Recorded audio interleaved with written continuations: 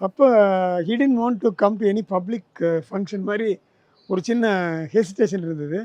நான் சொன்னேன், தம்பி இந்த மாதிரி நான் தெரியாமல் சூர்யாட்ட சொல்லிட்டு நீங்கள் வரீங்கண்ணே, அதனால நீங்கள் வராமல் இருந்தால் நல்லா இருக்காது தம்பி, எனக்கு கட்டாயம் நீங்கள் தான் வரணும்னு. அவர் சொன்னார், சார் உங்களுக்கு நான் டேட்டு வேணாலும் தர்றேன், படம் எடுப்போம், நீ ஆடியோ ரிலீஸ் கூப்பிடாதீங்க அப்படின்னாரு.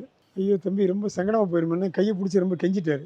இல்லை இல்லை கட்டாயமாக என்னை கூப்பிடாதீங்கன்னு. அப்போ எனக்கு வேறு சொல்ல தெரியல, ஒரு பெரிய ஹீரோ நம்மளை கெஞ்சிறாரு, நான் என்ன பண்ணுறது. சரின்னு இறங்கிட்டேன், அதை விட்டு யாரும் விட்டு இறங்கிட்டு வந்துட்டேன். வந்து தங்கதுரை சார் ஃபோன் பண்ணேன், சூர்யாவோட செக்ரட்டரி. அவர் தான் அவர் சொன்னேன், இந்த மாதிரி தங்கதுரை இந்த மாதிரி விஜய் வரலையே, நான் என்ன பண்ணுறது, இப்போ சூர்யா என்னை போய் தப்பாக நினைப்பாரு, அவர்கிட்ட சொல்லிவிடுங்க, இந்த மாதிரி விஜய் இந்த மாதிரி ஒரு அனீசியாக ஃபீல் பண்ணுறாரு, வரப்போகிறதில்லைங்கிறத சொல்லிவிடுங்க, அதனால் அவர் வர முடியாதான்னு கேட்டு சொல்லுங்கன்னு. 10 நிமிஷம் திரும்பி கூப்பிட்டு, அதெல்லாம் பிரச்சனையே இல்லை, சூர்யா சார் வரேன்ட்டார், நீங்கள் வந்து வரி பண்ண வேண்டாம், ஃபங்க்ஷனை வச்சபடி வச்சுருங்க அப்படின்னு சொல்லிவிட்டு, நான் வேற ஒருத்தரை கூப்பிடலாமா அப்படின்னா, ஒரு பர்டிகுலர் ஹீரோ மட்டும் வேணாம், மற்ற யாரை ஒன்று கூப்பிடுங்கன்னாரு. நான் உடனே சிம்பு ஒரு ஃபோன் அடித்தேன், உடனே எடுத்தார் சிம்பு.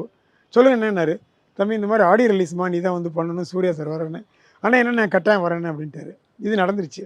இப்போது ஆடியோ ரிலீஸு நாங்கள் சத்தியம் தேட்டரில் எல்லா கெஸ்ட்டும் வந்துட்டு இருக்காங்க. அப்போது மாடியில் வந்து சேரனோட ஆடியோ ரிலீஸ்ன்னு நினைக்கிறேன், ஞாபகம் இல்லை. அதுக்கு ஒரு ஏற்பாடு நடந்துருக்கு மாடியில், கீழே எங்களுக்கு சத்தியமில் ரிலீஸு. அப்போது நான் நின்றுட்டே இருக்கேன் வாசலில், திடீர்னு ஒரு வண்டி வந்து சர்ன்னு பிரேக் போட்டு நின்றுச்சு. சம்மர் வந்தாச்சு. What's your plan for this holiday?